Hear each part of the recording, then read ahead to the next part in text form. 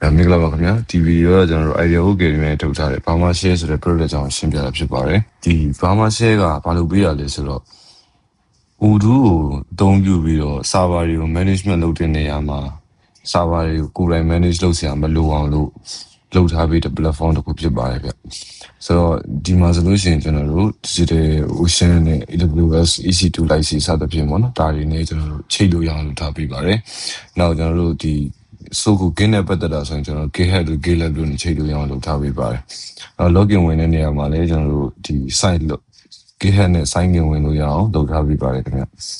ကျွန်တော်တို့စီမှာ account တစ်ခုဆောက်လိုက်ပြီးကျွန်တော်တို့ workspace တစ်ခုရှိသွားမယ်အဲဒီ workspace တွေမှာကျွန်တော်တို့သက်ဆိုင်တဲ့သူ role တွေနဲ့ sharing လုပ်ပေးလို့ရမယ်နောက်ကျွန်တော်တို့ရဲ့အထက်မှာကျွန်တော် Git နဲ့ပတ်သက်ရင် GitHub တွေ GitLab တွေနောက် Digital Ocean တွေ AWS တွေနဲ့ချိန်လို့ရပါမယ်ဗျ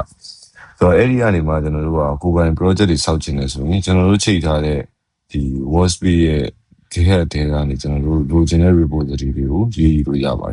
ယ်ဒီမှာတော့ကျွန်တော် Udo App Store နဲ့ချိန်ထားတဲ့ကျွန်တော်ရဲ့ repository တစ်ခုကျွန်တော်ရွေးလိုက်ပါမယ်နောက်90 enterprise နဲ့ကျွန်တော်တို့ project တစ်ခုဆောက်လိုက်ပါမယ်ဒါဆိုလို့ရှိရင်တော့ကျွန်တော်တို့မှာဒီ Udo App Store ဆိုတဲ့90 enterprise နဲ့ project တစ်ခုရလာပြီပေါ့နော်ရလာတဲ့ project ကိုကျွန်တော်တို့ကဒီ development နဲ့ station နဲ့ production ဆိုသုံးမျိုးရှိတယ် development မှာတော့ကျွန်တော် server တွေထည့်လို့မရဘူး station နဲ့ production မှာတော့ server တွေထည့်လို့ရတယ်ပေါ့ကျွန်တော်တို့က development ကိုကျွန်တော် station ကိုပြောင်းလိုက်မယ်ဆိုရင်ကျွန်တော်တို့ရဲ့ server တွေမှာကျွန်တော် Singapore ကိုရွေးလိုက်မယ်ဒီနေရာမှာ cloud provider ကိုမှာကိုအကောင့်မှာကျွန်တော်တို့က digital ocean နဲ့မကဘဲနဲ့AWS တွေပဲချိန်ထားရဆိုရင်တော့တခြား configuration တွေမှာမြင်ရမယ်ပေါ့နော်ဒီမှာတော့ကျွန်တော်ရဲ့ workspace ကကျွန်တော်က digital ocean မှာချိန်ထားရတဲ့အတွက်ကြောင့်မလို့ digital ocean မှာမြင်ရဖြစ်ပါတယ်ဆိုတော့နောက်ထပ်ကကျတော့ကျွန်တော်တို့ server ပေါ့နော် server ဘိုင်းကကျွန်တော် 2CPU 2GB နဲ့ကိုရွေးလိုက်ပါမယ်အခုချိန်မှာဆိုရင်ကျွန်တော်တို့ doublet ကိုတိစောက်သွားပြီးတော့လိုအပ်တဲ့ configuration တွေဆက်လုပ်သွားပါမယ်Docker install တင်တာတို့ Git ကလုံးတင်တာတို့နောက်Udo run ပေးတာတို့ကျွန်တော်တို့ဒီ subdomain တခု auto စောက်ပေးတာတို့ပေါ့နော် subdomain လောက်သွားမှာဖြစ်ပါတယ်ဒီနေရာမှာအချိန်နဲ့လေးကြာနိုင်လို့ကျွန်တော် video ကိုရေးလိုက်ပါမယ်ဟုတ်ပြီခုချိန်မှာဆိုရင်တော့ကျွန်တော်တို့ digital ocean ဘက်ချမ်းမှာ server လုံးစောက်သွားတယ်နောက် Udo deployment လုပ်သွားတယ်ပေါ့နော်အဲ့ဒီအတွက်ကိုကျွန်တော်တို့ဘယ်မှာသွားကြည့်လို့ရလဲဆိုတော့ကျွန်တော် setting တွေကိုသွားကြည့်လို့ရတယ် Udo version တွေနောက် IMP တွေနောက်ဒီ custom domain တွေပါ configure လုပ်လို့ရမယ်ပေါ့နော်အခုတော့ကျွန်တော်တို့ရဲ့ Horia domain ထဲမှာဒီခုနကကျွန်တော်တို့တိစောက်ခဲ့တဲ့ Udo app ဆိုတဲ့ Revo ကို custom app အနေနဲ့သုံးပြီးတော့ဒီ Udo တခု deploy လုပ်သွားပြီပေါ့ဆိုရင်ကျွန်တော်တို့အခုချိန်မှာကျွန်တော် app ထဲကိုသွားကြည့်ရဆိုလို့ရှိရင်ဒီဘက်မှာကျွန်တော်တို့ရဲ့ custom add on ပါတဲ့အောင်တွေရလာပြီကျွန်တော်နောက်ထပ်ဒီ code တွေပါတယ် upgrade လုပ်ချင်တယ်ဆိုရင်ကျွန်တော်တို့ရဲ့ Git Repo ပေါ်မှာ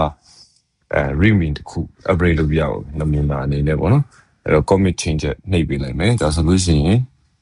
ကျွန်တော်တို့ရဲ့ batch မှာ remake upgrade လုပ်ပြီးတော့ building 1 second ဆိုပြီးတော့ကျွန်တော်တို့ဒီ Udo ကို Git အပြောင်းလဲအတွက်ပြန်ပြီးတော့ build လုပ်ပေးတာကိုတွေ့ရပါမယ်ဒါကကျွန်တော်တို့ရဲ့ SHK လုပ်ပုံပေါ့နော်အဲ့တော့ဒါကကျတော့ကျွန်တော် Git commit ဘိုင်းတွေကိုအလိုလျောက်ဆွဲယူပြီးတော့ upgrade လုပ်ပေးတာပါ code upgrade လုပ်ပေးတာပေါ့နော်အဲ့ဒါဆိုရင်ကျွန်တော် share လို့သွားကြည့်မယ်ဆိုရင် share မှာဆိုရင်ကျွန်တော်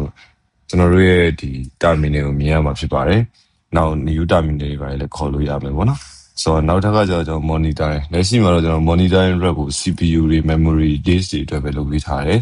နောက်ကျွန်တော်တို့ log တွေ Udo ဘက်ချမ်းမှာကျွန်တော်တို့ကတခုခုလုပ်လိုက်တိုင်းမှာကျွန်တော်တို့ log ကို real time မြင်ရဖို့လိုတယ်ပေါ့နော်ဒီမှာဆိုရင်ကျွန်တော် site check သွင်းလိုက်မယ်ဆိုရင် site check သွင်းဖို့အတွက်ဒီလိုရတဲ့ module ကိုဒီ log real time မြင်ရမယ်နောက်ထပ်တော့ကျွန်တော်တို့ setting ပေါ့ setting ဘိုင်းမှာတော့ကျွန်တော်တို့ဒီပြင်လို့ရတဲ့အပိုင်းကကျွန်တော်တို့ရဲ့ custom domain ဘိုင်းရှိပါတယ်နောက်ကျွန်တော်တို့ရဲ့ဒီ app store ပေါ်မှာ workspace လိုက်လုပ်လို့ရတယ်ဆိုတော့ကျွန်တော်တို့သူများ workspace ကိုသွားကြည့်မယ်ဆိုရင်လည်းကျွန်တော်တို့ sharing လုပ်ပေးထားတဲ့ workspace ကိုမြင်ရမယ်ပေါ့နော်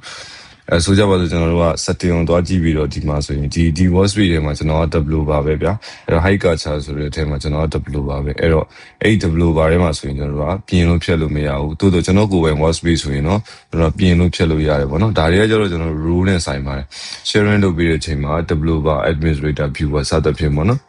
ဒါအားလုံးကျေးဇူးတင်ပါတယ်ကျွန်တော်တို့ရဲ့ platform ကို Burma share.idea ကို game တို့ပေါ်မှာ live ဆက်သက်သုံးပြီးဖို့တိုက်တွန်းလိုပါတယ်ဗျ